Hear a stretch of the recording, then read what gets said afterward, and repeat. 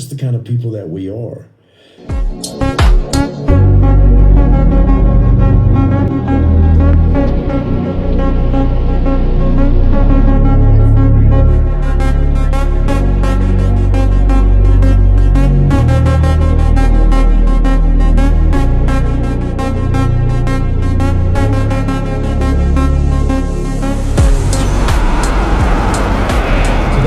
DC Long, an Army combat veteran who witnessed a hovering monolithic structure in an underground facility on an Army base.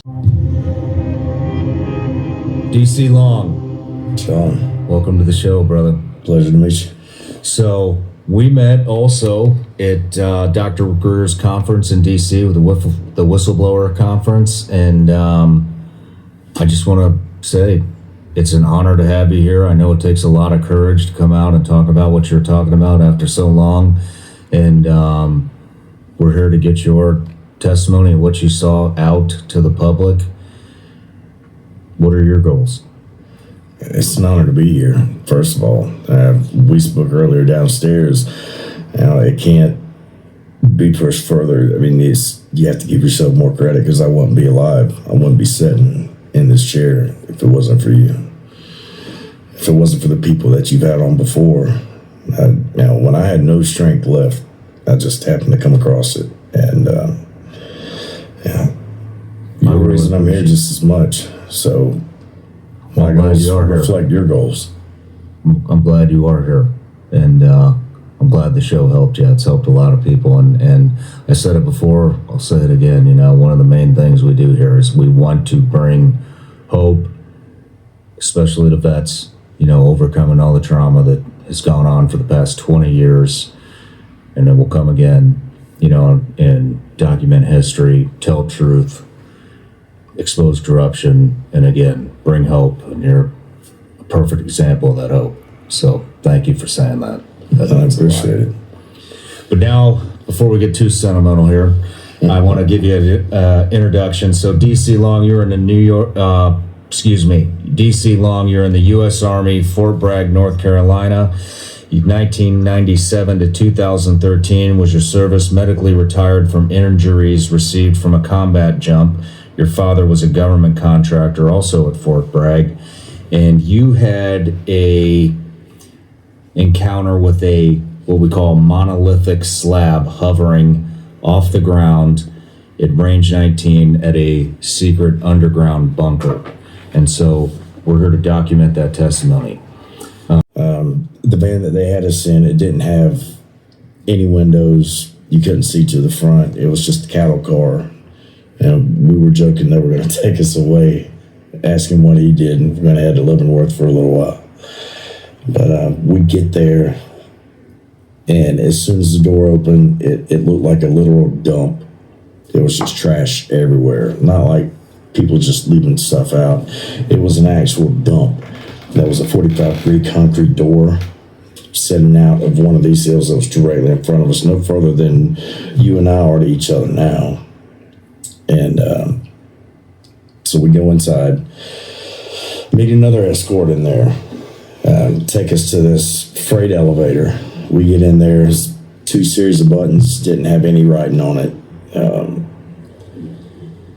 One of the guys looks at my dad and is saying to both of us, keep your head down, your eyes on the heels of the man in front of you, or you'll be shot. And we kind of started giggling because, at least I knew that one of the guys was one of his buddies, people that he used to hang out with. And the other guy, I recognized him as the guy who we went hunting with before.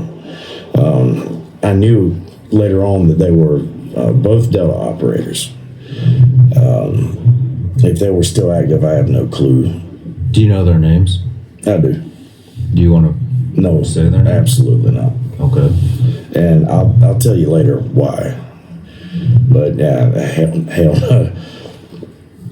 So you're seeing familiar faces, which makes you comfortable, right? And you don't realize how the shitstorm I just stepped into. Yeah, absolutely not. What exactly were you guys there to do? What he told me was that we were going down below ground to set up a shoot house. Okay. An indoor live fire range that was going to be underground. Nothing new. Again, I didn't think anything of it. We had done other shoot houses before with the open tops that can be viewed from above. Mm-hmm. With a catwalk. It Didn't even phase you. It was just another day at work. Okay. I was just there to help him out. But we get down, the doors open, and the first thing I see are these personnel connexes off to my right, the smaller ones, not the larger ones that you see scattered around, or like the ones you'd see on a big rig carrying around. These were the small ones. You would throw your personal gear in to go before you get shipped overseas. Mm-hmm. And as soon as I looked past them, I could see this giant monolithic slab just sitting there. At first, it didn't, once again, it didn't set off any alarms. I didn't think much of it, but the closer we got to it, I could feel this intense vibration. But you couldn't hear anything. It was dead silent in there. The loudest thing was the footsteps that I could hear. And what did the vibration feel like? It felt like being at a concert, standing next to one of the speakers, and without the bass the noise. Just permeating through your body without the noise. There was zero noise. Zero. Vibration. Absolute zero. I could still hear myself breathing over this, but inside, it was such a strange feeling to have. So the closer I got, I was like, well, I got to check this out. So I go down to one knee. That fact, and I got to tie my boots, and then I glance up underneath it, and there's absolutely nothing underneath this damn thing. Nothing holding it up whatsoever. What did the slab look like? It just looked like a granite slab, but the sheen on it is what caught my attention the most. It was kind of in between being polished or just completely translucent. There was something behind it, but you could tell it had a smooth surface to us. And the only lights that were on in that hangar that we were in were directly over our head, where we were walking through that walkway. And how big was the slab? Oh, God. It was about 20 foot long. It was about 7 foot tall, and I couldn't tell how wide it was. By that point, I was already directly in front of it. So there's it would be impossible for a human to even think about picking something like this up. Oh, there's no way. Okay. Even with the construction that we've done, if you had to pick up something like that to move it anywhere, you would need at least 3-4 cranes. Oh, wow. Herrera could tell you better. Okay. The scope of equipment that it would take just to get it off the ground, not even to transport it to another location. But at this point, I'm still down on my knee, and I'm looking, and behind it, I can see 2 people standing. The only thing I can see is their feet, but there's this boulder directly behind it, and it's on the ground. And I glance over my shoulder, and there's a guy with his back turned to me standing in front of another boulder identical to the other one that I could see up underneath the monolithic slab, and he's just pushing it with one hand. And then I assume he's pushing it in the other direction because it's just freely spinning, no wobble. It's like it was attached to the top and the bottom, and it was paper mache. That's how easily this guy was just spinning it around. Wow. And at this point, the escort behind me kicks me in the back, says, "Let's go." So we get up, keep going, go down a flight of stairs. That's when we get to what we call the shoot house. You could see old lanes where they had actually used it before as a live fire range underground. And we'd probably only been down there 20 minutes maybe. Father's taking notes on the dimensions, what we needed, what I guess he understood what they wanted. And I know that we had to replace the walls. It's inconsequential to the story, but we had to replace the rubber on the walls for the shoot house. And in that amount of time, we go back upstairs, exact same route that we took on the way down, and everything's empty when we get to the hangar again. Everything, the 2 boulders in the back, the monolithic slab, all of it is absolutely gone. And we weren't, hundred yards below these guys. We were just one flight below them. So whatever it was they were taking out, we would have heard it. Even the people making noise around it, you would have still been able to hear. But it was dead silent. Like I said before, there was nothing in there, just our feet. But coming back through, it was absolutely gone. Everything in there just vacated. And at that point, How much time had passed? Less than 30 minutes. Less than 30 minutes. Because it didn't take us long to do what we had to do downstairs. And this was just an assessment. You guys weren't actually, you weren't doing any construction or repairing the walls. None whatsoever. It was just a, hey, It this was is just what we need to do. So there was no equipment that you were operating that would have muffled any sound that was going on above the right. Taking measurements, layouts. The loudest thing was the tape measure we were using. That, a roll tape, and a notebook. That was it. That was the only thing that was the only thing we had down there.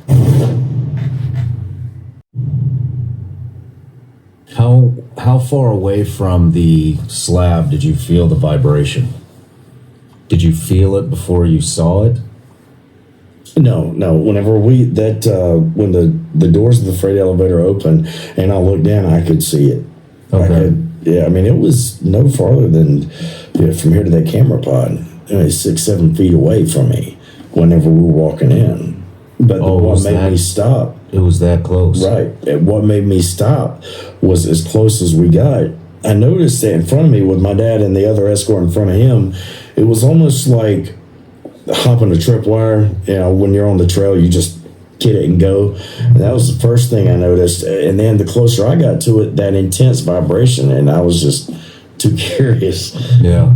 I couldn't stand it. I had to figure out what it was. And I really shouldn't have. When did the vibration stop? It didn't stop until I walked away. Okay. In the center, looking at the top of it, you could see this black box. I've tried to describe it before, and it was extremely difficult. It just looked like a small black GMTK toolbox that a military mechanic would have or carry around. It wasn't very big, and it just had 2 leads that came off of it. And it looked like it was wrapped in a casing that you could almost see something inside of it, but it wasn't mechanical. It wasn't moving. It didn't have lights. It was just opaque. But it didn't really seem to serve any purpose. But the other boulder had the same thing on top of it. But so hold on, I'm sorry. Are you saying you saw 2 boulders and a slab? Yeah. And they were all 3 of them at the same time? The slab itself, the monolithic slab, it was about 12 to 15 inches off the ground. Okay. And whenever I knelt down to tie my shoes, I could look through it, and I saw the first boulder that I noticed, and it was just sitting on the ground. Okay. And then I glanced back, and that's when I saw the other boulder that had the same black box on top that was being moved around. And that was levitating? Yes.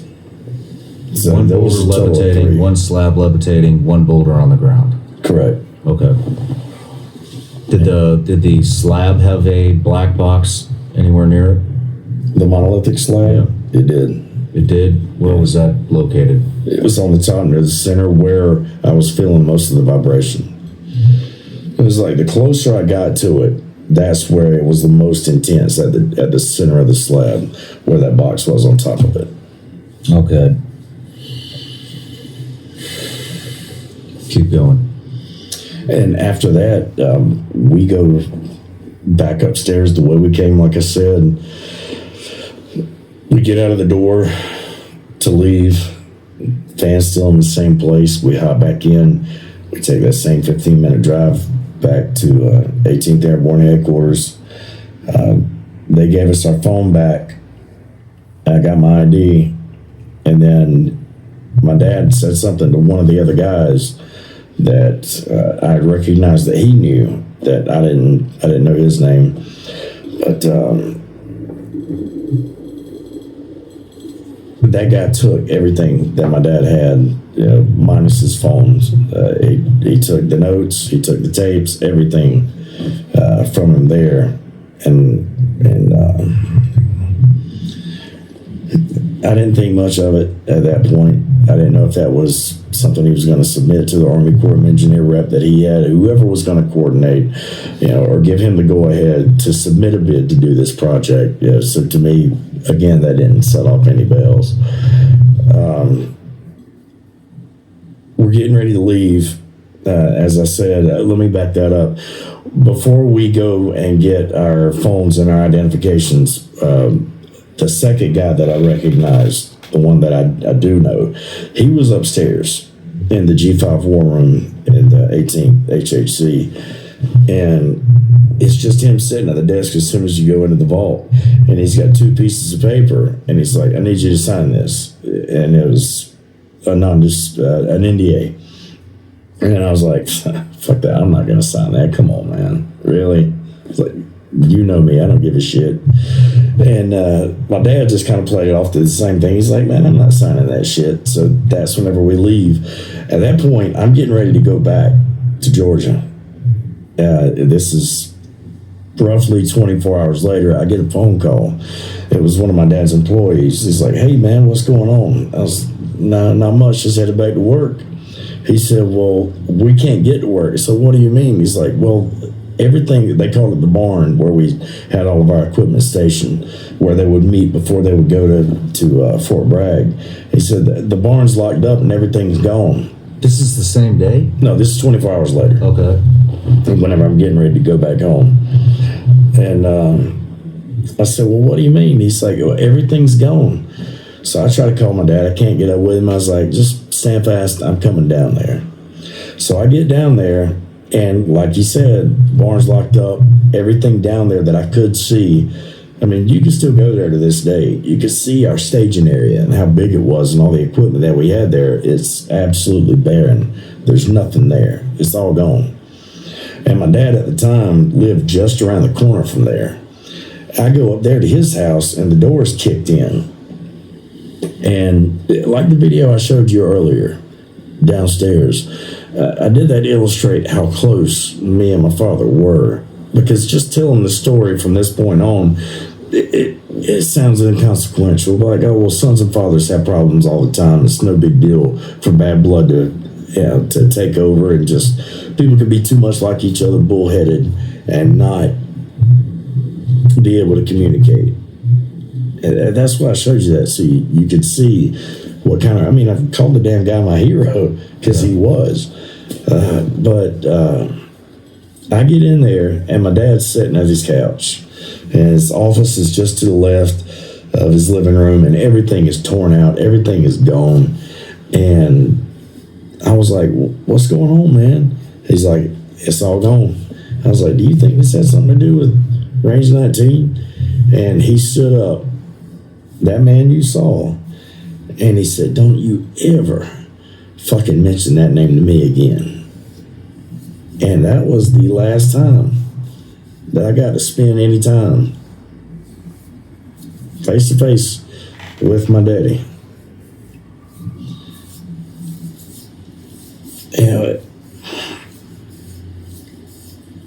I'm sorry. It's long. Our oath didn't expire. Good damn luck taking this shit off my neck. Right now, somewhere, there's a little kid sitting somewhere across this world, and he's got his grandpa's combat boots, and one day he's going to be old enough to fit in them. And if we sit back and do nothing, if we do not lead by example, they're going to think that it's okay just to be quiet. I think for too damn long, good Americans, it doesn't matter if you're a combat vet to me. It doesn't matter if you didn't shed the same blood that I did. What matters the most to me is good people who believe in the flag that was sitting over there, that so many people died for, the one that was flying over ground zero. The sacrifice, whether it was a false flag or not, that flag is important to me.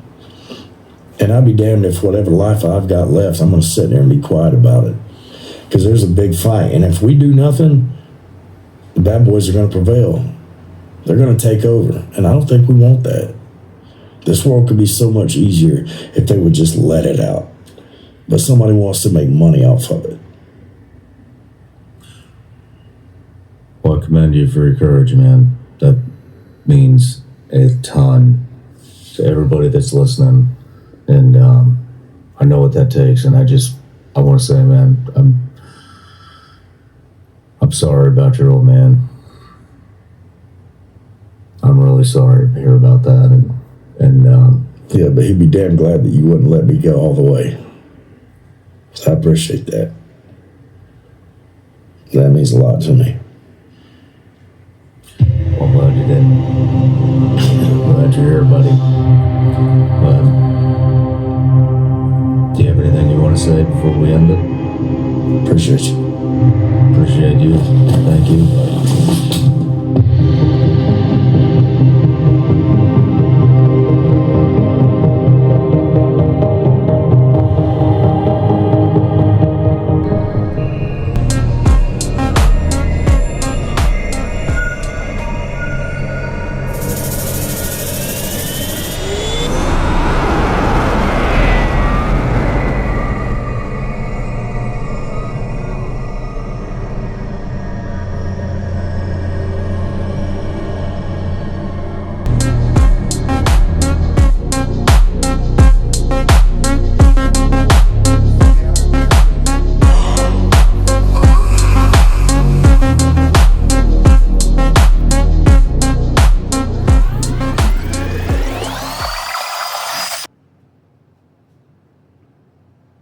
Hey everybody, I'm DeShawn Ryan. Click here to subscribe to the DeShawn Ryan Show YouTube channel for the hottest and most compelling interviews that you will not see anywhere else. I've also made a playlist of all the previous SRS episodes so they're easy to find. You can find that right here.